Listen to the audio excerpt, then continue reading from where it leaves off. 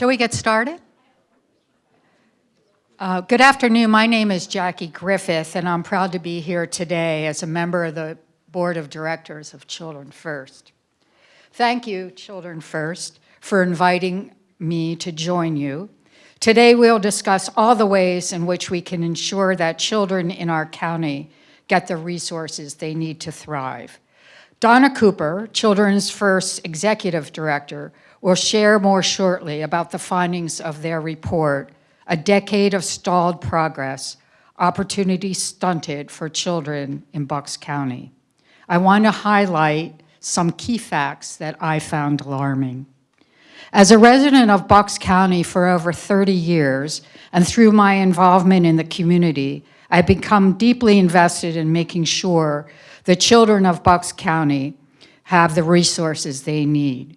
Even though the majority of children in Bucks County have what they need to thrive, there are still 26,400 children whose economic circumstances will hold them back for a brighter future if we don't intervene. To give you a concept of scale, that's more than that would fit in the Wells Fargo Center, excuse me. According to the report, a family would have to make $86,268 to afford basics in Bucks County, including housing, transportation, food, and of course, childcare. It's not surprising that childcare has become more expensive in Bucks County. In fact, over the past 10 years, the cost of infant care has increased by 30%, exceeding the average increase in Pennsylvania. More affordable childcare isn't the only thing Bucks County needs more of. We need more resources for our schools, hospitals, and child-serving nonprofits, so those 26,400 children and their families can move beyond the economic challenges holding them back. Together with our elected officials, government policymakers, and community stakeholders, I know we can build a brighter future for the families in our county. And now I'd like to introduce Donna Cooper, Executive Director for Children's First, to share more about the findings of this report. Thanks, Jackie. I have to say, I don't know how many of you know that Jackie Griffith is like the brains behind so many amazing things in Bucks County for especially working on things that change the lives of families through food access, housing access, educational quality. So, you know, just sitting here with you is a big deal, so thank you. So thank you for being here today. You know, every 2 years, Children First does an update on the status of children. So this is our 4th report that's come out over 8 years on how are the lives of children doing in Bucks County, Montgomery County, Delaware County, Philadelphia County, and Chester County. And so this year, we did a 10-year look back, like what's going on with kids. And I'm gonna walk through some of that data with you. And what we want you to understand is that, yes, these 26,000 children really need our attention. And sometimes it's hard that the data is like, okay, I hear a lot of data, there's a lot of numbers coming at me. So today we're also going to hear from people in the field who are working with kids in the early childhood sector, in the K-12 sector, in the mental health sector. So like, you can take the stories home, so you can hear what it really means when we need to up our game. And we're also very fortunate to have the great state representative from the district that we're in right now to be with us today. So we're going to be talking with them. I want to start, however, by saying I want to thank the people from Bucks County with whom we met in October to really get feedback about what this data meant. And I want to specifically call out Brian. And Brian, how do you say your last name? Bavasso. Brian Bavasso, who taught us a lot about families who are in the informal foster care system, like they've never come into the system, but they're not with their parents anymore. And the amazing work that he does and the volunteers that he works with to meet the needs of these kids. I told Brian this morning, after that meeting, I went home and told my husband chapter and verse about everything he said. And we learned from him. We learned from the early childhood people who came, the school leaders that came, and from the folks in the healthcare sector. So this data that we're presenting today, this has been discussed among lots of folks in Bucks County to make sure we really understand what's going on. I want to also thank our terrific staff member, Dan O'Brien, who is a resident of Bucks County, who always makes sure that we are really clear about how we talk about things in terms of its importance in Bucks County. So we'll talk a little bit more about our staff, but I want to draw your attention to the data that we're going to walk through. So Jackie talked about the fact that there's 26,000 kids in the county that really are living in families that can't make ends meet. And I know, Marissa, you've spent a lot of time talking about that at the United Way, and you have staff in this situation and county workers, and now we probably have many unemployed federal workers who are in this situation. 33% of the kids in the county are in families that are struggling, and it's not getting any better as housing costs go up and inflation eats into their budgets. $86,000 sounds like a lot of money for a family. Certainly for Jackie and I in our age, like 86,000, my God, right? That's a lot. But when you think about it, it's two wage earners earning $23 an hour. 23 bucks an hour is 86,000 bucks if you have a husband and wife. So these are not high-paying jobs that people are holding, or even one wage earner having to earn 40 bucks an hour. This is not out of reach, but it is, for instance, if you work in the childcare sector, you're not likely to be in a two-person household able to make your ends meet. And so our report points out that 40% of the people working in the childcare sector are also dependent on SNAP and other public and Medicaid for their health care. That's statewide. We don't have the Bucks County data on that. Jackie pointed out, that's a lot of kids. If you've been to the Wells Fargo Center, and maybe you should get there soon before they do something else there, but nevertheless, to give you a sense of the scale, that's a lot of kids. It's not too many kids to tackle, though.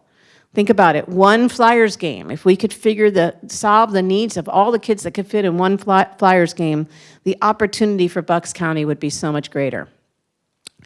So one of the things that really struck us over the 10 years, if the bottom, you look at the bottom, it's 2014, and you go over, that's on the left, and you go to the right, and that's 2023. The bottom red line is the bottom 20% of wage earners in Bucks County. And 10 years ago, after adjusting for inflation, they would have been earning $19,442. And today, their effective spending is $20,000. So they've had a $600 change in their net income in 10 years. Okay? We all know what inflation's doing. The next 20% of wage earners are at $48,000, and their wages have grown to $51,000.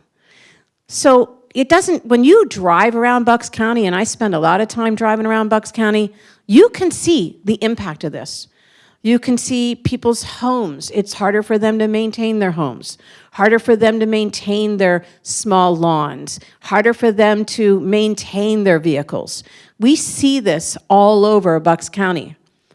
And, interesting, you can look at the gap between the top 20% and everybody else. Now, we know Bucks County has extraordinary communities like New Hope and other parts of the upper Bucks that are just, movie stars are moving in, right? Bradley Cooper, right? But I'm always looking for him because I have the same last name, right? So but the point being that gap is not something necessarily we're going to tackle. Like, I'm not interested in reducing their earnings, but we are very concerned that our tax policies and our safety net policies aren't bringing the folks at the bottom up so that they can make ends meet. So add to that, when I said families needed to earn $86,000 a year, two-family household, two kids, to make ends meet, that was before the cost of childcare. If you have to pay for childcare, you have to earn way more than $86,000 in your household. So we have childcare workers here who have kids who are coming to their programs, and they are fortunate enough to get a subsidy from the Commonwealth of Pennsylvania if they're working poor, or through the Pre-K Counts program that's run by the state or Head Start. But 5 out of 10 children in this county that are eligible for public support to be in childcare can't enroll because the state and federal resources just aren't there. So those families are either paying out of pocket and going broke, paying a neighbor to watch their kid, and the day the neighbor's sick, everything falls apart, they can't go to work, or they're not working. This is a recipe for disaster. Half of the kids in the county that should be in subsidized childcare, so their parents have a little bit more economic opportunity, we can't make that happen yet. And if you're paying out of pocket for childcare in Bucks County, it's taken 16% of your income. Marissa told this story about herself in terms of the impact of childcare and on her family income. You know, the federal standard, and this may change because everything's changing every day in Washington, but right now the federal standard for how much a family should be paying out of pocket if they need childcare is no more than 7%. So we are way above what is viable for families to be able to enter the workforce. And one of the things that this is causing is people to reject promotions. So I get a promotion at work, I lose my childcare subsidy, and I'm now spending 16% of my income on childcare. Nobody's stupid enough to do that, right? You have to stay within the subsidy system if you're lucky enough, which means your upward mobility is limited, and it takes you right back to that line chart, and you stay at the bottom. So one of the things we looked at in Bucks County is like, how do we move families out of poverty? And one of the things that we find is even some college, and the Representative Propokiak and I were just talking about this, some college, you don't have to finish 4 years. In fact, you don't even have to finish 2 years. You could have 1 year at community college or a community VOTEC post-secondary training program. That will cut the likelihood that you're in poverty by 32%. 32%. So the pathways that help kids graduate high school, get some post-secondary training, we need to build them stronger so that we can reduce the number of families that are in that bottom red line. And the effort doesn't need to be that big, but there's got to be an effort. Because only 8% of the kids in Bucks County are able to enroll in high school-based career tech ed programs, which enable them to then do that post-secondary training to move right into work. There's just, the state representative was telling me that only 30% of the people in the county, in your district, have college degrees. But there's a lot of working families, right? It's a working class community. This number has to change. This isn't the level of interest among children. Students are dying to get into career tech ed. This is the fraying of our career tech ed system. Demand greater than need, resources not appropriately allocated, and opportunity stunted. So this is something we can tackle, and we can really change that trajectory of poverty. When kids are in these programs, they have to be able to read and do math, and sadly in Bucks County, one of the wealthiest counties in the state, nearly 4 out of 10 kids can't pass our reading assessments. And some people might say, oh, that's the fault of parents and kids. But I think we'll hear today about the stress in the school districts and the inability for them to deliver what kids really need. And 2 out of 5 kids can't do the math. And here's one of the things. You want to become a carpenter? You want to become an electrician? You can't do math? That's not happening. And so, again, these are solvable things, but we are still not only recovering from COVID, but we're recovering from a very long period in the Commonwealth where we failed to sufficiently give our schools the resources they need in spite of people in Bucks County paying high property taxes. The state just didn't do its part. School districts in Bucks County are owed $36 million by the Commonwealth of Pennsylvania. That's a debt owed, and it's owed every year. Now, it decreased a little bit because Governor Wolf and Governor Shapiro, have been making some payments towards that debt, but it's still $36 million. And at the same time the school districts are owed this money, under state law, they are forced to spend money on cyber charters. So they're spending $30 million. So let's just go back. They owed $36 million, and $30 million's leaving their pockets to pay cyber charters. And some of you might have seen that on Sunday, Attorney General Dave Sunday, who is a Republican, released an audit on just 5 of the 13 cyber charter schools in the state. So we have 13 of these schools. You need to know they are the 13th lowest performing schools in the state. They're considered a school district, 13 lowest performing. And just an audit of 5 showed that large majority of their children are not participating in the PSSA assessments. So even though they are in the bottom of the 13 of the 500 school districts, we actually don't even know what it would look like if all their kids were participating in the state assessments. School districts must guarantee 95% of their kids participate. But they are sitting on $618 million of unspent money that they've accumulated year over year. Instead of educating students, they're padding their surpluses and buying real estate. They are cyber schools. So they don't have children coming to their facilities. And the Attorney General's office found that they had extraordinary fleet cost. Again, these are remote learning environments. Spending money on trips to Disney World, paying parents to enroll in their school, giving them money to enroll. And meanwhile, your school districts are owed $36 million. So just a slight change in the law to decrease the corruption in the cyber sector could generate the money that your school districts are owed. And here's what it looks like when your school districts are paid what they're supposed to be paid. The legislature a year ago adopted a formula that said, how much do we need to educate every kid? At a minimum. Now look, we could, let's see, New Hope Solebury is close to $30,000. Like that would be an amazing situation for a lot of kids. You have private tutors, you've got extraordinary facilities. But the state legislature didn't say everybody should be spending where New Hope Solebury is spending. They basically did an assessment of what it takes to educate children who come from low-wealth communities to meet academic standards.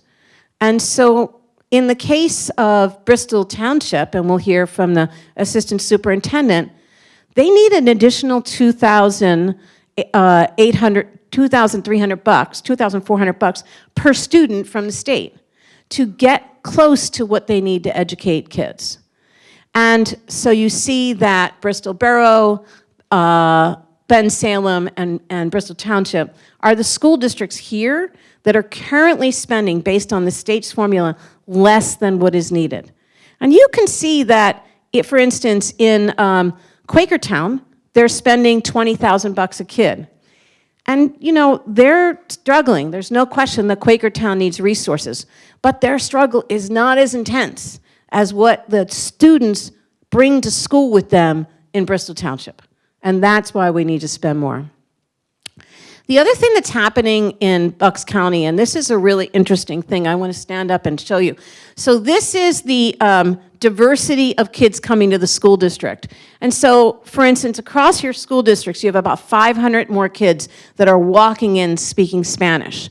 But the thing that's really interesting in Bucks County, and you know this, especially if you live in Lower Bucks, is the share of kids coming in that are speaking Polish dramatically rose. Over the last, you have 450 kids whose first language was Polish. Many of them coming from Eastern Europe to flee the turmoils in Eastern Europe. And you also have kids walking in who are speaking Ukrainian. And obviously, this is a big conversation in Washington right now. But you have families, not only is this diversity unique, no other county in the Southeast has this kind of expansion in Polish and Ukrainian families putting new demands on the school district. And every county has had an increase in Latinos. And so one of the things to think about in terms of this is that school districts right now are educating kids from the Ukraine, and their families are talking about the fact that this is the 3rd year of war at home. So it's not just a language issue that we're dealing with in the schools, but there's a lot of worry for people who come from other countries about what's happening to their relatives from where they came. That carries right into the child care programs, carries right into the school programs and the healthcare programs. So what that means is school districts need great teachers, and what we see is there's a pretty big spread between starting salaries, and you can imagine that the school districts that have greater means have a greater starting salary. So right now we have a Hunger Games when it comes to teachers. We have a shortage of teachers in the state. It's very pronounced. We have a shortage of school counselors, school bus drivers, early childhood workers. Everybody serving children, there's a shortage. But the ability to win in that shortage is aligned to where the community has enough wealth to make an offer. And so the students who are coming into school districts like Bristol Township, Bristol Borough, Bensalem, who have language issues and parental educational issues on themselves, are often at the low end of the starting salary. So makes it really hard to get the people we need. Meanwhile, what we're seeing in Bucks County, and this is true in every county, is a drop in Medicaid enrollment. So you have fewer children with health insurance. So fortunately, compared to 10 years ago, more kids are insured. But during the pandemic, lots of folks were added to Medicaid who didn't have insurance elsewhere. So 42,000 kids were on Medicaid during the pandemic, and now we're down to 39,000. So those kids could be insured somewhere else, but we have no idea. We know they're not on public health insurance, and we know that the number of kids in CHIP has remained the same over 10 years. So if you look at the number of kids in CHIP 10 years ago, which is the orange, you had 7,500 kids, and now you have 7,900 kids. So we think there's a lot of kids who are uninsured right now in Bucks County, and that then presents a problem for your school districts because it decreases vaccine adherence. It isn't the only reason that we have decreased vaccine adherence, but the number of kids starting school without their vaccines, the share of kids starting school without their vaccines has doubled since 2016 in Bucks County. There are other counties where, in our southeastern region, where this is higher, where there's been a fourfold increase. We know why this is happening. We know that COVID created a lot of myths about vaccines. We know that the new Secretary of HHS is someone that's going to make it all the harder for school districts to convince parents that they should come in vaccinated. But what we also know is when kids aren't vaccinated, we lose our herd immunity, and so we're seeing measles spread. Right now it's spreading among unvaccinated kids, but the measles vaccine isn't 100%. It's predicated on herd immunity, and so we will see more kids, even vaccinated, getting it, as we've seen with whooping cough. Pennsylvania now leads the country in the number of cases with whooping cough. In Delaware County alone, in 1 year, they went from 4 kids to 152 kids with whooping cough, mostly unvaccinated kids, but even vaccinated kids getting it because the herd immunity is reducing. So obviously this means our healthcare systems, our schools, our child care centers have even more work to do to talk to parents about the safety that they need to protect their children and all children by proven medical practices. Children First has a 35-year history of fighting lead poisoning. And I think most of us think lead poisoning ended when we banned lead in gas and lead in paint. But it hasn't. 11,000 kids tested positive for being exposed to lead across the state last year. 82% of the kids in this county are not screened for lead. Often doctors do not do it because they assume everything's fine. But when your child's poisoned by lead, it's a life-changing experience because lead is a permanent impact on a child's brain, impulse control, and cognitive development. So we work with every county right now in the state to try and boost county effort to get children tested and work with the Medicaid plans and the CHIP plans and pediatricians and family practice doctors to make sure kids are tested. And we put this in everything, so we will ask you to tell people, please make sure your kid is tested. Now, this is a new data point. We're looking at mental health in Delaware County. 36% of the kids in high school self-report as feeling sad, depressed, or anxious every day. 36%. That's 25,000 kids in high school in Bucks County. And it will be across every class of school district.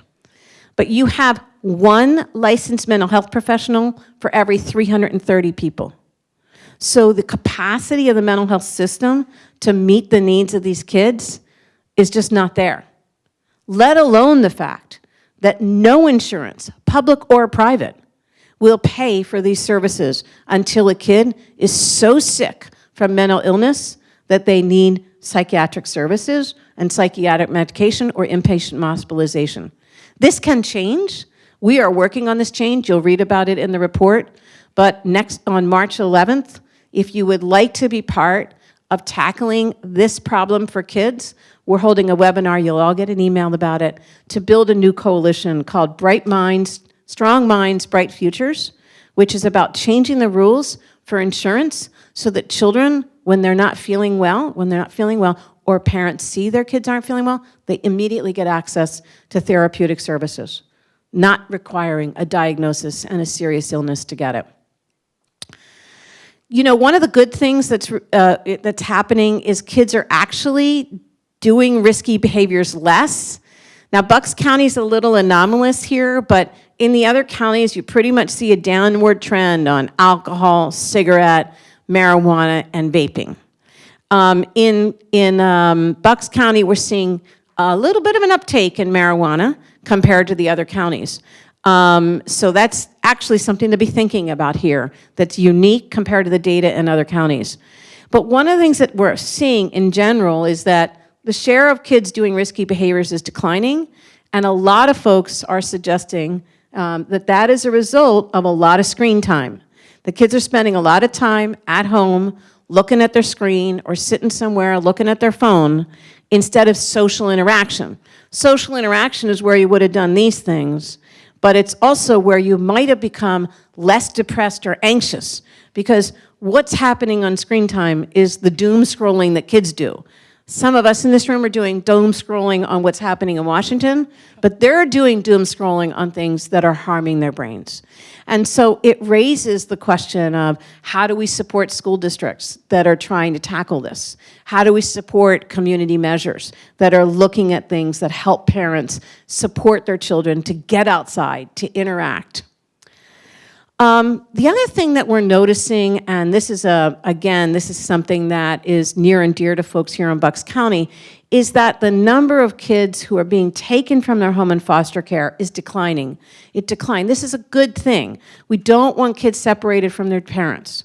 So what it means is that the county is making more of an effort to reach out to families when there's a call into the child line to say that a kid's at risk, and find out, can we support that family? Maybe it's an economic issue. They couldn't pay the rent. There's no food, there's no heat. Maybe it's a substance abuse issue. Can we get them counseling?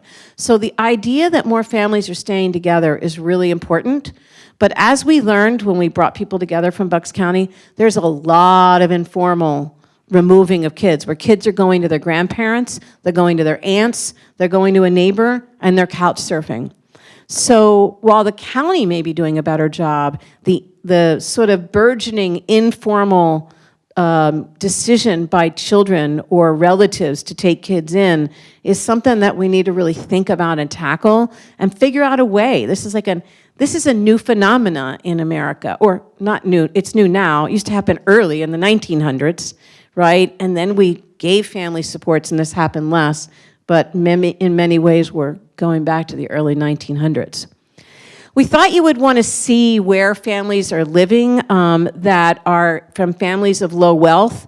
And in Bucks County, it's, you have Upper Bucks has a lot of kids, so the darker the township is, the more likely they have kids who are at the lower end of the economic spectrum. No surprise, down here, most pronounced, right? Little bit less so in the center part of the county, but not uniformly. On the border of Monco, a little bit more, and then obviously Upper Bucks has lots of families that are struggling. Now, one of the things that's unique, however, is that the distribution of kids who are struggling economically is not shared in such an equal way across school districts, because the distribution of families or low income in the top map is everybody, not just kids. So you have older adults represented in that map. In the bottom map, it's where are the kids living who are low income. And you can see they're primarily clustered in the lower end of Bucks County. And so they are the very school districts where the state has the greatest debt due of $36 million. So, you know, we were surprised that we did not see more positive gains in Bucks County over the last 10 years. You guys have an extraordinary House delegation, so Representative Prokopiak is here. But I would say that in general, your members of the House representing you in Harrisburg, you know, Joe Hogan, Tina Davis, et cetera, I can name everybody. They are fighting for you guys in Harrisburg. And we need to give them more support to do that. And your senators are doing, we're very happy somebody's here from Senator Sanacero's office. Your senators are fighting for you guys. Senator Ferry as well. But they have an upward battle in terms of getting other Senate colleagues from rural parts of Pennsylvania to recognize that even a place as wealthy as Bucks County faces a challenge. So we have to work together to help them send that message better. Your congressional delegation right now, represented by Brian Fitzpatrick, a leader on trying to make childcare more affordable, is helping in this regard. But we want to make sure you take a picture of this today because a lot of things are happening in Washington that are going to set us back. And Brian Fitzpatrick being in a sea of a U.S. House that is bent on cutting Medicaid, bent on eliminating the Department of Education, bent on eliminating Head Start, bent on eliminating services to families in the child welfare system. He's one person. And so we have a new Republican senator in the U.S. Senate, Dave McCormick. We encourage you to start making sure he knows what you think routinely. Because as strong as Brian can be in the House, he cannot deliver.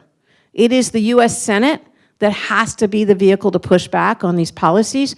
So this switchboard, you ask for McCormick, you ask for Fetterman, you let them know what you think. There's an app that makes that easier.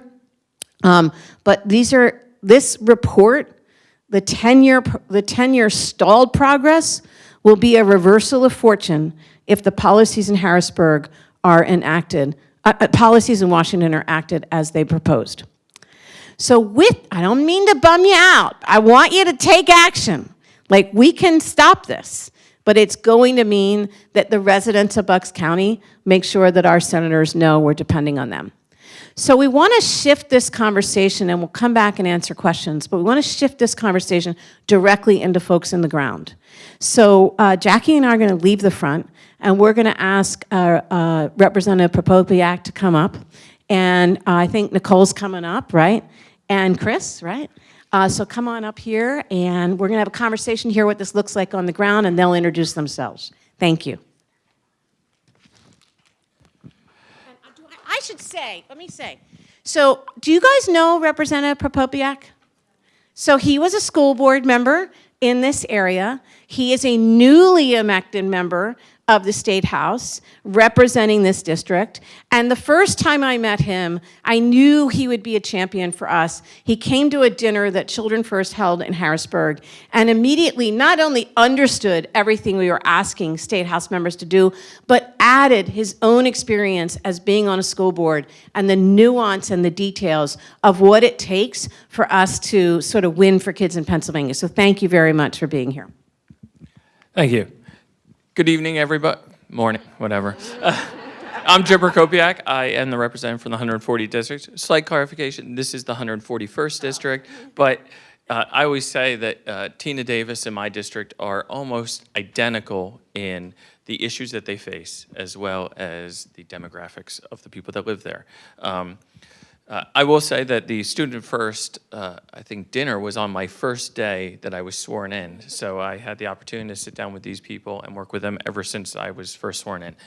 So I have been on since March of 2024. I won a special election in 2024. in February, was sworn in March, and am on the Education Committee, and so have been through sort of the itineration of what was going on in Harrisburg over the last year or so. And before that, I was a Pennsbury school member for 2.5 years, so obviously I've seen it from that side as well. I have 3 children, all in the Pennsbury schools, so I've gone through the struggle of having to pay for childcare while working in a 2-income family.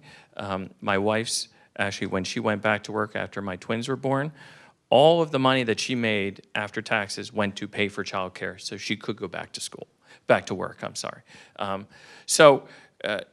You know, when we talk about these types of issues, I've lived these types of issues, and I know exactly what the constituents are talking about here. And I think what this report shows is, you know, it's not something that, frankly, is a surprise to the residents of Lower Bucks County.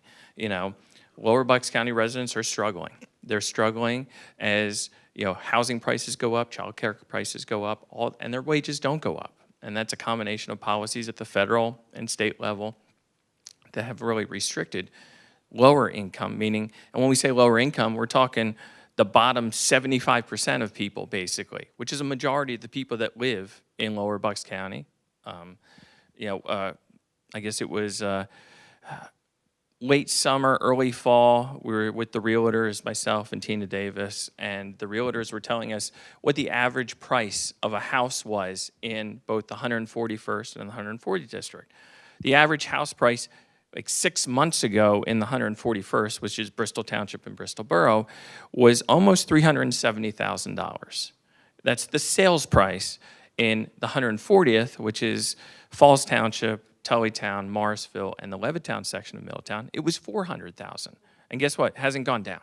You know, and when we talk to people about rent prices, well over $2,000 a month for anything that you're going to get. So certainly what's in here is something that the people here know, and they're struggling. And until we start changing things for the better, it's only going to continue to get worse. So what has happened in the last year, as many of you know, 2 years ago, after many, many years of court proceedings, the Commonwealth Court reached a decision that Pennsylvania was not doing its constitutional duty to fund public education in Pennsylvania. And that led to studies by both the Republicans and the Democrats in the House and the Senate to determine how to address that constitutional defect. And ultimately, last year, after different ideas and obviously different votes, Pennsylvania, through Governor Shapiro and the House and Senate, put over $1 billion more in education funding. $500 million of it went to adequacy funding to help the most needy school districts out there. So, but that's only step one of a many-year program, and that's what was agreed to, is that this was supposed to be a 1-year down payment on a continuing funding of education. This year, the governor in his address has put the number well over $500 million to continue that process. That's frankly going to be a fight in Harrisburg. We're not going, because we're already hearing from several people on the other side that, oh, well, we can't afford it and this and that. But we have in the Constitution a duty to fund public education. And that duty to fund public education, frankly, doesn't just impact children. It impacts seniors. It impacts every taxpayer in Pennsylvania. Because the more that local taxpayers have to spend on education, the less money they have to pay for housing, for childcare, for food, and all those types of things. And historically, Pennsylvania has done a much better job of funding public education than we are now. And we've done better since certainly the early 2000s, where it was in the 30s. But Pennsylvania in the 70s, over 50% of public education was funded by the state. We're nowhere near that. Till we get back to that, we're not going to have, because every day people come into my office and they complain about property taxes and it's going up. And part of that is the state hasn't done their fair share for a generation. And until we get back to doing that, we can't help seniors. We can't help our students. We can't do all those types of things. We need to spend more money on career and technical training. You know, as Donna was saying, you know, here in this district and in my district, well over under 30% of the people have a college education. The people in the lowest quintiles, those 4 lowest quintiles, a lot of them don't have the education that allows them to get into that upper stratosphere of over $250,000. Education is the only way to do that, not just K through 12, but also career and technical training. And frankly, we have to do a way better job on the career and technical training than we do. And so that's one of the things that we are working on moving forward. You know, certainly this year, the things that we're talking about is, you know, the governor has talked about certainly the increased funding for education. He's talked about increased money towards childcare and retention of teachers and that type of stuff. We certainly did last year the teacher stipends to address the teacher shortage, whereas previously when you did student teaching, you did it on your own dime. And that really resulted in a hardship for those people, and many people decided they couldn't afford to do that. Well, if we want to address the teacher shortage, we have to ensure that people can get the skills they need to get there. And part of those skills are the student teaching component. And so that was passed last year. And if I remember correctly, within hours, that system was shut down because all the money had basically been allocated for those people who applied. So it was a first come, first served situation. And it was done well before a day. We need to continue to do that because we need teachers in our schools that can educate our kids so they can go on and become the success that we all know they can be in whatever way they want to go. You know, certainly the governor has also talked about putting more money into pre-K and doing all those types of things. Again, things that are very important. He also talked about cyber charter reform. You know, as was mentioned, you know, the Auditor General just did a report. He is the 3rd Auditor General to make a report like this that basically says we really need to look at how much we are paying per pupil for these charter schools. You know, we saw up there, I think it said it went up, 153%. In the Auditor General's report, their cash reserves, what they sit on, their money that they sit in the bank, for the 5 that they audited, went up 144% from 2020 to when they audited it. That's what they're sitting on. And believe me, they were spending money because the one bought 21 buildings. They're a cyber charter, so they don't have students in buildings, but they bought 21 buildings across the state and still had all that money sitting in their bank account. They were also paying, you know, fuel charges. They bought fleets of vehicles. One of them, in one of the places, they bought memberships to a private club in Harrisburg. So certainly that's something that the governor has talked about and is something that we're looking to do because every district here in Lower Bucks County and every district in Bucks County will see a sizable, everyone would be in the 6 figures, if not 7 figures, return on that money if we reform that. And that means when we're putting that money back into student education, that means 1, better programs, 2, potentially no more huge tax increases, you know? So those are the things we're working on now. We're working on certainly what the governor says, increased career and technical training, as well as, also looking at school infrastructure. Well, we're in this beautiful building, and Bristol Township had the forethought to build these buildings about 10 years ago now. Many other school districts here have really tried to cut corners and not do the maintenance costs that are necessary on those schools. And we're seeing and now, maybe the worst time to actually build schools or renovate schools, they're having to do that work now because they can't wait any longer, which is resulting in tax increases as well. So those are the types of things we're working on at the state level. Honestly, the federal stuff that's going on really creates a lot of question marks for the budget, for education, for every scope of the state. I was talking to, and it's going to affect not just education, but every facet of government and person in this Commonwealth. I believe, it's hard to get an answer, but even community block grant money, which is something that every community in this county and every community in the state uses. Commissioner Bob Harvey had met with the federal representatives for that, for the agency that administers that, and was told that basically they expect that 70% of the group that handles community block grant money will be eliminated, which will result probably in a loss of money for every municipality in this county and in this state. So when we talk about, certainly federal and state, what happens this year is going to really, a lot of it's going to be depending on what happens in Washington. To be honest, like at the state level, we can't prevent the things that are going to happen in DC if they happen. We can only try to cushion the blow, but there is going to be issues there. And hopefully our representatives in Washington will be able to protect us, but I expect that there probably will be real pain, and we'll do our best to prevent that, because we still have our duty here in Pennsylvania to prevent, to do what's best for the community and to help educate our kids, as is our constitutional duty. So that's enough for me talking for right now. So, but we do have some questions here, and I think some of the questions are talking about how the money, certainly what has happened in the recent past with, certainly the governor putting money into the, education. And this was started under Governor Wolf, but certainly Governor Shapiro has stepped up to the plate and put in, has really led the way on how much money is, we're trying to put into the public school system. But so first I want to have you guys both introduce yourself, if you will.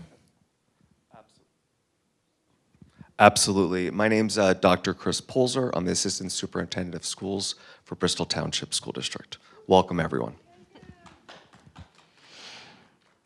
Hello, I'm Nicole Featherman. I'm the Executive Director for Lifespan School and Daycare. We're both private, non-public, licensed child care centers. We have 11 locations in Bucks, Montgomery, and Lehigh counties. All right, first question for you, Doctor. Last year, the state provided a historic increase to Bristol Township Schools, $4.4 million. What types of services do these funds make possible for the district? Absolutely. Thank you, Mr. Prokopiak, for coming here today. Thank you also for wearing a yellow tie, or gold tie, and representing Bristol Township's colors. But speaking to budget, yes, last year was a record increase in funding, and those funds came to us through a new avenue called adequacy funds, right? So by definition of what an adequacy fund is, it is literally saying that the constituents, the taxpayers within Bristol Township, do not have the funds to adequately fund the education for our students. So the increase was around $4 million for Bristol Township School District, and that equates to around 2% of our overall budget. And I really want to hit on that number, 2%, for a reason, because if you look at the state of Pennsylvania over the last 10 years, it's been predicted that there was going to be a spike in employment costs, and that spike was supposed to occur last year. So last year, we had the ability via the Act 1 index to raise taxes at the local level by 7.1%. So just to compare those two statistics real quick, the state increase in share was overall 2%. We could have increased taxes on our local by 7.1%. What happens with a district like Bristol Township when we receive more money in state subsidy? Because again, though this may be a constitutionally supported field, so says Judge Jubilier, and that's what the congressman here is tasked with changing, right? It is currently funded on the back of the local taxpayers. So Bristol Township is a district that has not raised local property taxes now for 6 consecutive years. So if you will, I'm just going to say potential again. We had the potential of raising property taxes on the local constituent by 27.1%. And that's just adding up the percentages. Keep in mind, percentages are multipliers. So when you do 1% one year and 1% the next year, that's actually a multiplier of dividends you've already pulled in the year previous. So 27.1% is not an accurate reflection of that potential. So for a district like Bristol Township, we're continuing to keep the lights on. I don't know if you recall, but right before the pandemic, there was discussion about the raise for 15. Remember, minimum wage is going to pop up to 15. Then the pandemic hit, and no one ever talked about it again because everyone was just automatically making more money. So that's exactly what happened to our workforce in the district as well. We've seen large increases in employment costs. If you track what's happened with health benefits, everyone is now paying, right out of the pandemic, none of y'all were going to receive health care, none of y'all were going to see doctors, and now, once again, everyone's seeing the doctors, and the prices have increased because of that, right? Those prices have been kicked back down to the district and directly have been supplemented by the state funding. So we're a district that has used that $4 million to really keep all of our current programming moving forward and not cutting. If it wasn't for that $4 million, that would be teachers losing jobs. And that sort of ties in, as a former school board member, and obviously when you deal with the community, you understand, certainly, especially in places that are already struggling, that tax increases hit harder in lower income places than they do necessarily in higher income places. And that the ability for people to stay in their homes as a senior, or even as a working class family that's struggling to already pay their mortgage, that increased tax is something that really limits a school board in taking those things to adequately fund a lot of these types of things. And certainly many school districts have to look at, especially pre this inflation of money, do we cut services and that type of stuff, or do we raise taxes and push people out of their homes? So going into that, so given the challenges that the district faces, can you describe the kinds of services your students need that without additional funds the district will find hard or impossible to deliver?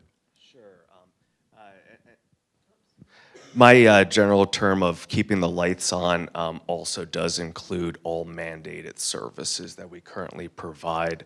I have a fleet of buses out there that are running on liquid propane. That's a brag there real quick, because we're trying to be environmentally friendly, and it's paid off in dividends for the taxpayers. But right before the pandemic, that was costing us $1 a gallon, and we were locked in. $1 a gallon I was paying during the pandemic to move buses. Now I'm up to $3 and change. So from a mandated services perspective, you can't forget the cost of special education services. That IDEA is on its 50th anniversary this year. Sadly, despite its 50th anniversary, that law stated that we should be funded at 40% by the federal government. We're right now stagnant at around 12%. Right, so part of this discussion should actually be going back to the federal government to fund a mandate, which is special education. If we just zoom in on special ed for a second, special ed is actually a big portion of the argument with these cyber charter schools and with these charter schools, because you have to understand there's a differentiated rate that we're paying to these charter schools based on if the student has an IEP or doesn't have an IEP.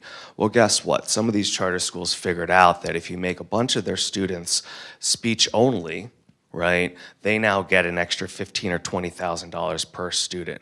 But the reality is they're obviously not needing to produce $15,000 or $20,000 worth of services.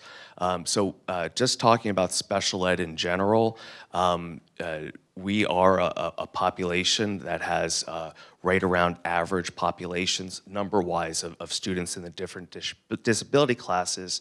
But the cost to educate a student with special needs is forever going up. And that's a consistency that hasn't changed. What this state has done differently than even 10 years ago is we've now increased early intervention services, right? So when we're talking about a disability like autism or anything that's PDD, NOS, you really do need to put services in place. The earlier, the better. And we're currently operating a system where those early intervention services are paid for by your local school district and your local tax dollar, right? We, as a district, we transition students from early intervention into school-age programs, and for a number of years now, we have a higher population of students with autism than is it's normally a one and I think 28 by birth rate, right? We exceed that in the number of students that we have with autism in Bristol Township School District. So we have programming that has high costs, and those students continue to come to us, right? We educate all students ages 5 to age 18. It doesn't matter if they want to learn algebra or not. If they're simply born and live in our area, they receive those services, right? So we have a steady population. We're not a decreasing population of students, so we have to maintain the same number of teachers we have. And when we're receiving more students with special needs, we have to hire more teachers as well. So the reality is a school district's budget, as you know, is 70% staffing. It's the humans involved in the group, right? I'm not a municipality. I can't just decide to not pave a road this year. Like, my employees need to be paid. Like, that's just the reality. So as far as services, we continue to hire staff as we need staff. And quite simply, without this funding, that ability would go away. So let's put our crystal ball on and say, well, in your opinion, what are the consequences if the state doesn't continue to work towards eliminating the adequacy gap? Sure. Absolutely. Well, I think you're going to see constituents that aren't going to be happy with who they voted for, because they put that responsibility. Judge Dublier has put that responsibility on the legislators, PDE and Shapiro. So I hope that responsibility by constituents will be correctly placed on who's responsible. No offense, sir. Because if you will, I would make a comment, but I'm not.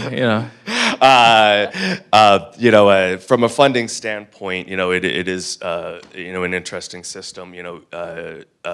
When those calls come in to the House member's office, likely part of that conversation is who actually does your taxing, which would be your local school board. So as we currently sit, I know that school boards are under high pressure from their constituents to maintain a low tax base. I would also say that the first thought when this conversation comes up is the senior citizens within a community. So I do believe there needs to be a balance, but on the same note, when we talk about school funding, it is also interesting to immediately talk about a population of individuals when we started the conversation talking about children, right? like if the answer doesn't include children, like that is part of the conversation as well. Just one more comment regarding the increase in the stipend.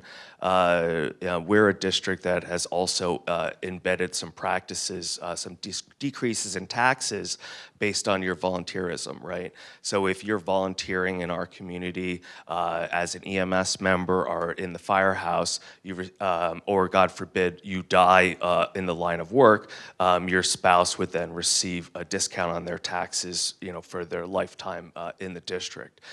So I do see our part in the community, and in that particular sense, we're using that to try to get more firefighters and more EMS members, because I'm not sure if you're all aware, but people aren't doing those jobs anymore and aren't volunteering anymore, right? So it's a big need, right? Go ahead. I was just so to follow up on that, so I guess from a district perspective, without the increased funding, you'll have to make tough choices in terms of your budget, either raising taxes further on people or cutting services. Is that right? Yeah, when you're 70% of budget is humans, right, and you tell me that I might not have money, I have to cut humans. Like, that's just the reality, right? I can't choose to not pave something And thank you for the compliment earlier about, what this district has done about maintenance of their properties. Yeah, we're at a sweet spot now where all of our buildings have maintenance plans and we're keeping up on maintenance. But just remember, like, that pendulum has swung over the years. Y'all through GM, right? Remember GM back in the day, Six Sigma used to say, don't fix it till it breaks, right? Well, that's done. Even GM is doing maintenance plans, right? Obviously we want to keep up with the maintenance and we want to be able to keep our staffing, but the cost factor, the larger cost is not the buildings. It is not. It's the humans. So it's a direct cut to humans that would occur. Well, and just so people from other parts of Bucks County, but one of the things that Bristol Township has in terms of Bristol Township here is a drama program that's been recognized internationally. There's actually a book written about it. Those types of programs, I imagine, could potentially become on the chopping block if there's not more money. Is that right? I would also say, we're also a district that doesn't have the same opportunities as the rich district down the street, so to your question, what fat is there to trim if Doge showed up in a second? What fat is there to trim? You all did it already. It happened in '06 during the Great Recession. So we just spoke about how the school districts are based on your tax dollars, right? But remember what happened in '06. There wasn't tax, it was because of these fake numbers, right? Tax money wasn't coming into the school districts, and you cut teachers, right? So we're only bouncing back from the '06 recession, and we didn't build back the fat. The rich districts built back those extras. We haven't been able to do that. Thank you. And now my turn to Nicole. Nicole, obviously you've done a lot of work in early education. Lifespan does work in Bucks, Lehigh, and Montgomery counties, so you have a perspective of Bucks County as well as other counties here. The report shows that 977 children who are in Bucks County aren't being served because of the staffing shortage. That's enough children, I guess, to fill, 2 normal elementary schools. This is a bigger elementary school. Have you experienced those same impacts from the staffing shortage? 100%. At any given time, I have about 150 employees, early learning professionals, paraprofessionals of different certification levels. It's been harder than ever to recruit staff. Our salary levels are significantly lower than school districts, so that has been an area where we've really worked at increasing our wage scale. Our benefits, like everyone, have gone up significantly. 28%, I think, was last year's increase. Obviously, that is a tremendous impact for us.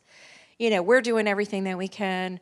Ads, job fairs, talking to career and tech ed schools, looking at apprenticeship and mentorship programs, where, hiring for attitude, training for skill, bringing people in, trying to, put them through some certification programs like the CDA, or, getting them enrolled in college programs so that they can, further their education with us and hopefully stay.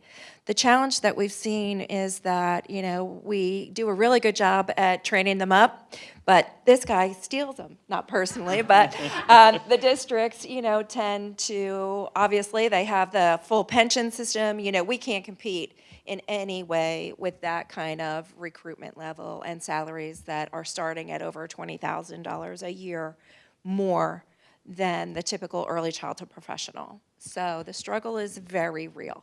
What is your turnover rate of employees, if you know? We're very lucky. We do have about a 15 to 20% turnover rate in our sector in early childhood. We are slightly better than the average in Pennsylvania. Not nationwide, though. It's a crisis. It's everywhere in the news, pretty consistently about the staffing crisis and what we're experiencing. There's just not enough people.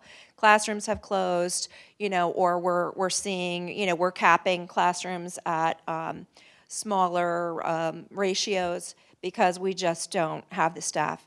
In any given day, I could be your teacher in any one of my programs, and I have been.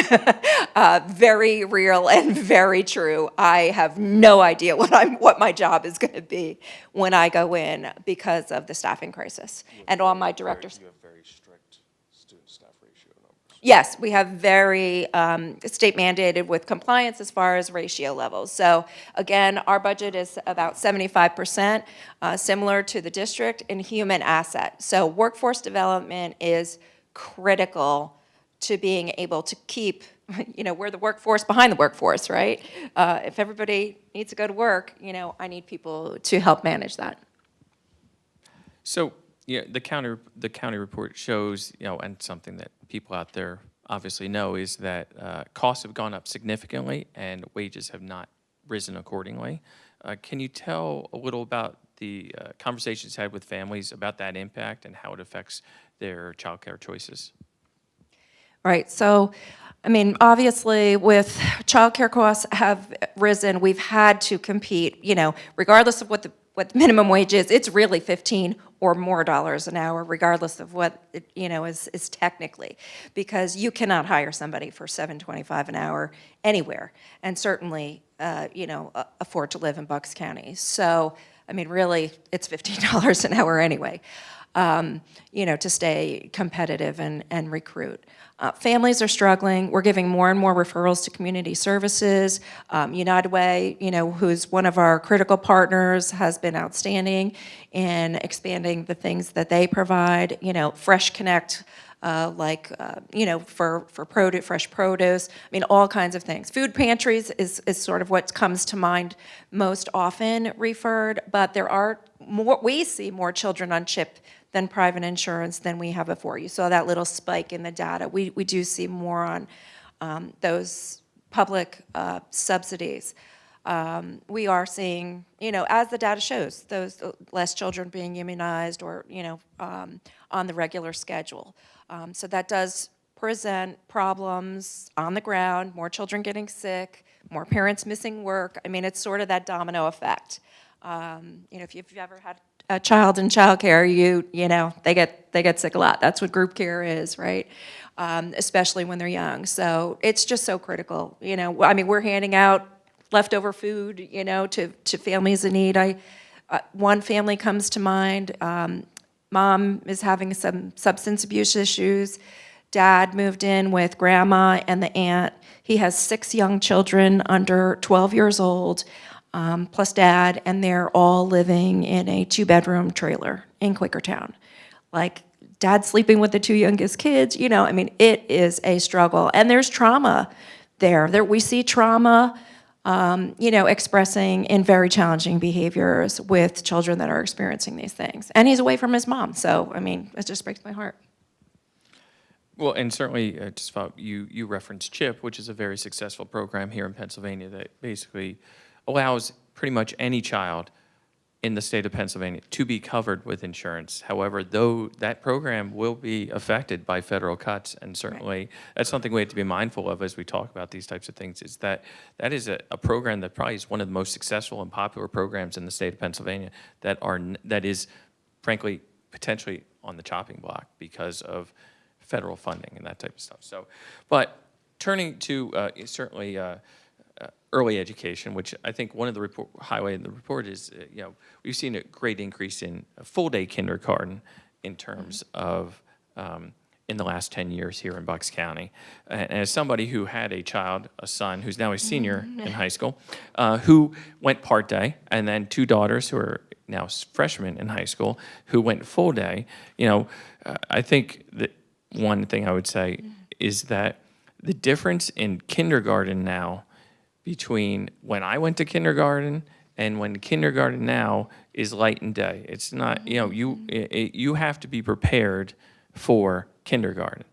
And it's so important for childhood development and for, how, making sure that they have the building blocks to move forward.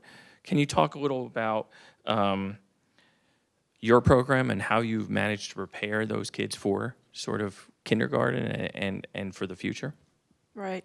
So we're very fortunate. We do get some state funding through the Pre-K Counts grant for our state. So we have 6 classrooms that support that. So that is a free pre-K program for those students. So they're able to participate at no cost to the parents. So that's one component. We do accept early learning subsidy from the Resource Center, Early Learning Resource Center, so, working parents and the working poor can, participate in our program. We do have a full-day kindergarten as well on site at our Quakertown location.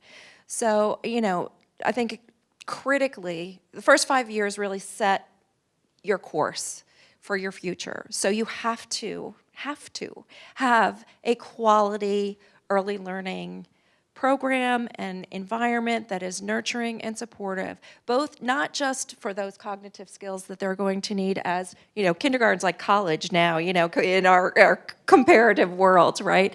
But all along the way, those relationships and social emotional skills so that they are ready and prepared to learn by the time that they get 5 years old and into kindergarten, that they know how to walk down the hall. And these seem like simple things, but sharing and taking turns, all that early learning, play, fostered and intentional play experiences that help them grow and learn are just critical. So, besides kind of, looking at the state programs that can help supplement and support our community in our locations, I'm writing grants year-round, looking for other opportunities to support programming. We were lucky enough just recently to earn a Department of Agriculture garden grant. So we're going to be, working with some kids and doing some gardening activities and teaching them how to grow their own food and, at the very early learning years. But every funding opportunity is reviewed and tried to apply for because we just don't have the same opportunities. And, talk about cutting the fat. There was no fat to begin with in early learning. We don't have the supplemental programs or supports like counselors and things like that. Our teachers are doing every component of that job, including, sometimes serving lunch. Those are all part of the jobs that we do every day to support our kiddos. Well, and you mentioned the Department of Agriculture grant. Certainly, I'm sure that that's something that may be threatened under the DOGE things that are coming. Can you talk about sort of the without those state and federal funds, would you be able to continue on? What would you be able to do? How would that affect the quality of education you're giving as well as the families that you're providing it for?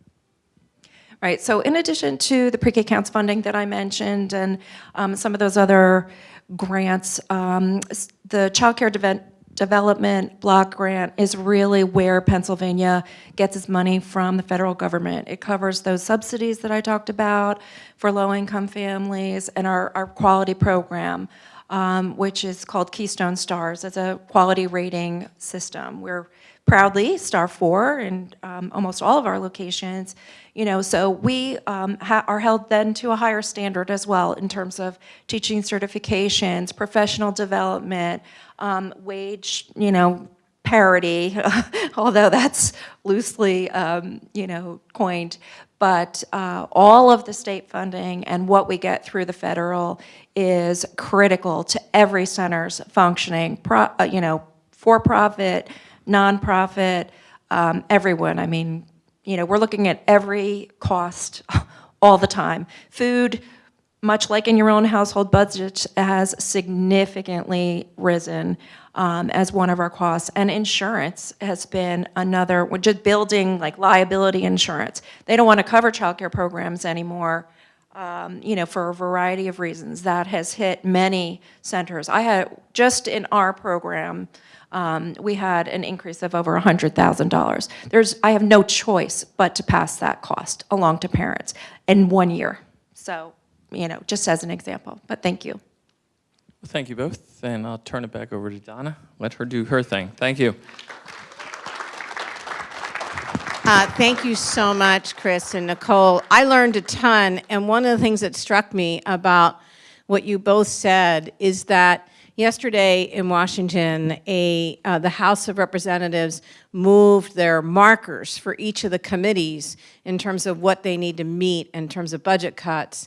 And the budget cuts that affect the conversations that we're having now that they are proposing is the committee has to come up with $880 billion of cuts just in education and human services.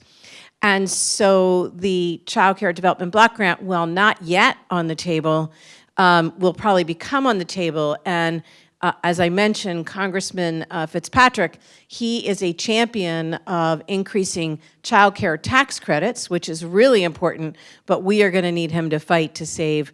I mean, we should be spending more money on child care, not having a conversation about spending less, let alone the kinds of changes that are being discussed in the education space. I want to point out that I apologize to the representative because I never know the boundaries where I am. I don't even know the boundaries in my neighborhood, right? I live in a block where on one side of the street I have a different city council person and the other side they have a different one, right? So I apologize. We're in the great Representative Tina Davis's district, and she has a community fair this morning, so that's why she's not here. And I also want to thank the representative from Senator Fetterman's office for being here. Good to see you, Laura, so I appreciate that. I'm going to ask Kate Fox and Debbie Moritz to come up because one of the things that we want you to leave with is understanding what it looks like on the ground for meeting the mental health needs of children. I told you we're about to launch a pretty big campaign in this regard, and it's just so urgent to have this conversation in Bucks County. So Kate and Debbie, if you wouldn't mind coming up. Thank you. And there's a color coordination that's so impressive. We didn't plan this. Here you go. Thanks. Okay, so I'm Kate Fox. I work at Children First. I do our mental health policy work. It's good to be here with you all. I live in Delco, so I'm not a Bucks County resident, but we did host our sessions. I recognized some people from Bucks County when we were reviewing the data. I appreciate you being here today. I'm here with Debbie Moritz, who is the executive director of NAMI Bucks County. NAMI is National Alliance on Mental Illness. And she's coming today to us both with lived expertise and also professional expertise. So I'm going to ask you to introduce yourself briefly, tell us what got you into the NAMI work and a little bit about your story. Well, it's a long story, so I'll make a long story short, but when I was at the tender age of 18 years old, I got married, moved to Florida, and had my first child. From the time he was born, I knew something was off. Speeding up a couple years later, I had a second child, and due to abuse, severe alcoholism, and mental health issues, I fled where I was living, moved back to Pennsylvania. And when my kids started into school, the calls started immediately that there was something wrong. I was told at the time it was my fault. I was a bad parent, a lot of different things. But also that it was a result of trauma that we had gone through, and it made sense. We did go through a lot of trauma, and which I'm sure even to this day probably exasperated the problems that we were having. But like I said, from the beginning, there was a problem. My oldest son was diagnosed with ADHD at 5 years old, and it progressed that things still were not getting better. We were going from psychiatrist to psychiatrist, trying to find someone to listen. So ultimately, at 12 years old, he was diagnosed with childhood onset schizophrenia. So to hear that word is kind of scary. We lived through a lot of trauma, a lot of trying to get help, just looking for the right help, trying to find the right school setting, the right balance between work, family, and all of that. My second son was diagnosed with ADHD at 4 years old, and then later at 13 with bipolar disorder. And somewhere in all this chaos, I met and married my second husband, and I call him my present husband. I think I shared that with you earlier. He hates that. But we had a daughter, and, you know, she grew up with a lot of chaos in the house. We had a lot of services at the time. The county, and I see somebody back there from our county that was instrumental in a lot of that. We got a lot of services and we got a lot of help, but it wasn't for a lot of trying and desperately grabbing at straws to try to get what we needed. Today, my oldest son is now 43 years old. He's married. He lives independently. Is not working now, but does need a lot of ongoing support to manage his everyday life. My other son manages a restaurant. He's doing really well. He does live with us.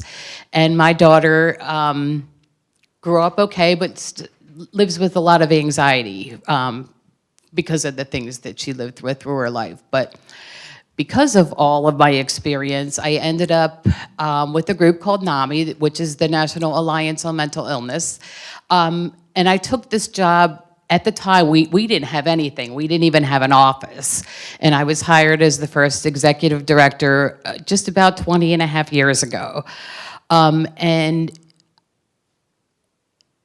I took this job just so other families didn't have to go through this journey alone. I wanted them to be able to have somebody for support to help them get through this and point them in the right direction. So briefly, I just want to tell you what NAMI does. We offer support groups for families and people living with mental health issues. We have around 80 support groups every month. Some of them are virtual, some of them are in person. We offer family support groups. We have a teen support group for the teens. We have a wide variety of youth programming where we go into schools and speak about mental illness, how you know, what it is. And we have other young adults that come in and speak to the kids about what it was like for them as a child. We recently developed a program called Small Talk that is for the younger kids, where it's age-appropriate education on mental health and their emotions. We do education classes for families and peers and youth, or actually for their parents. It's a program called NAMI Basics, and this is just to teach families and people what's going on, what they're living with, how is it diagnosed and treated. And then we do a lot of things throughout the year. We do a lot of advocacy and a lot of different things. Thank you, Debbie. What really stands out to me about your story, and so many stories that we hear from parents, is about the advocacy that parents have to do on behalf of their children. And it just takes, I just always think about parents that might not have the resources or the time or the education to be able to do that advocacy. I really commend you for getting your children the supports that they needed, and we also know from that not every parent is able to do that. And we saw in the report that about half of the kids in Bucks County who need mental health services are not going to receive them. And I wondered if you could speak about, either from your personal experience and also your NAMI viewpoint, what are the barriers that parents and their families face in accessing mental health supports? I have to say they've gotten better since those many years ago, but a lot of them are still the same. And I have to say one of the biggest problems that I hear every day on the phone is that there are long waits. Somebody, you know, gets a phone call from the school, and it seems like we're really busy in the fall after school starts, but we get a lot of calls. The school is saying that there's something wrong, that we need to see a doctor, see a psychiatrist, and people will call and tell me I can't get an appointment for 3 months. There's not enough doctors is part of the problem. This has been a problem ever since I've been around, and again, that's been over 20 years, so it's been a while. But really, the long waits for services is one of them. Another one that's gotten better, but is stigma. And as silly as that sounds, it is parents are hearing things from, I heard them from schools, I heard them from doctors. It's your fault. You don't know how to parent. Maybe I'll take, we should take your child and teach you how to do this. And that was frustrating because in my mind, I couldn't imagine doing something like that on purpose. And then again, with that, I'd have to be pretty powerful to create that. And I'm really not that powerful. But stigma, people, you're taking the easy way out, giving your child medication. And as far as I'm concerned, I did a lot of research before I ever even thought about medication. And I think a lot of parents do. I mean, of course, there's some that don't. But I didn't know where to go. I had to find the education that I needed, and I did my research. I looked. But even my own family, how can you take the easy way out, giving your child a magic pill? My son is 38 years old, and I'm still waiting for that magic. It doesn't exist. Let's see, what else did I have? Misinformation, that's another one. And I don't want to get into politics, but we have some people in our new cabinet that are, saying that antidepressants or ADD medication or whatever are overdiagnosed, just given out to kids. That's misinformation. It's not that simple. It's a lot more complicated than that. So people are afraid. They don't want to do that. They don't want to think that they're taking the easy way out. And then the other thing is that a lot of parents aren't aware of the supports that are out there. And I see Beth back there. She does a grandparents and caregivers for families that are taking care of children instead of their parents. But there are a lot of supports out here. We have support groups, we have education, we have a warm line, we have a lot of things that are out there, and parents don't know where they are, don't know where to start. They just, it's a struggle. Thank you for that.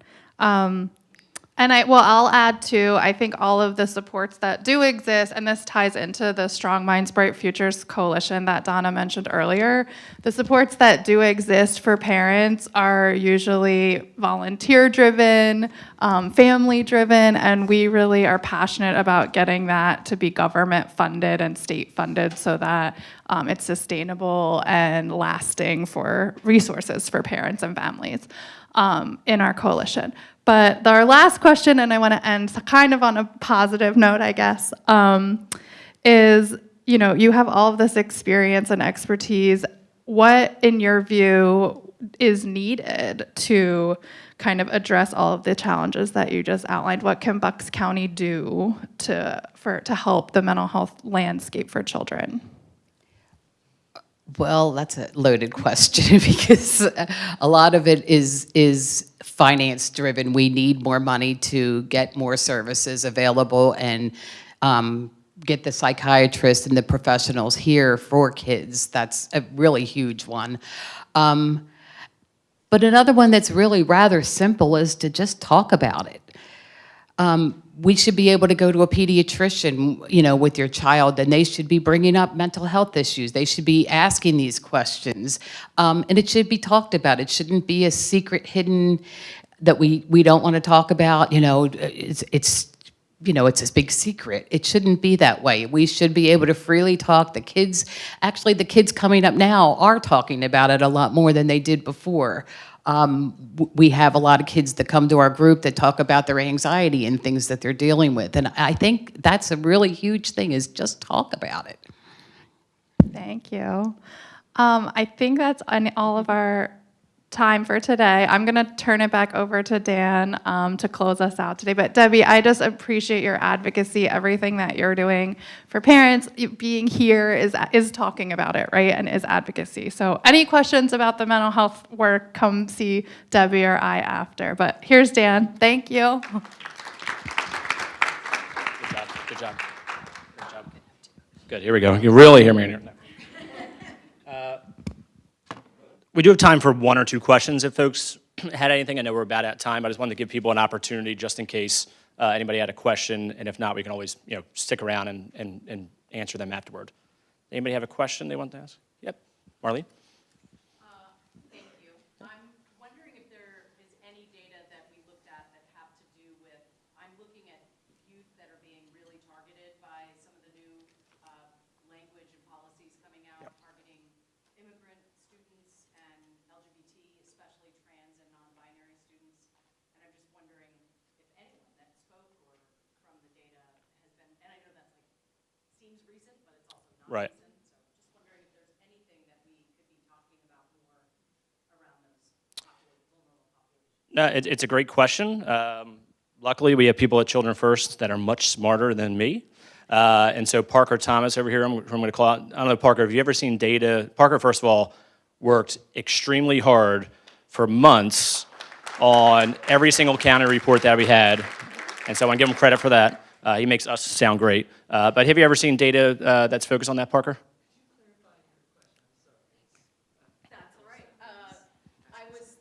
I'm looking at the vulnerable populations that are being especially targeted in our country. And I run the Rainbow Room, so I Yep. see queer youth 3 days a week who are really struggling, the mental health struggles. We had a big immigrant rights meeting in Doylestown last night that we hosted, and just hearing how scared kids are.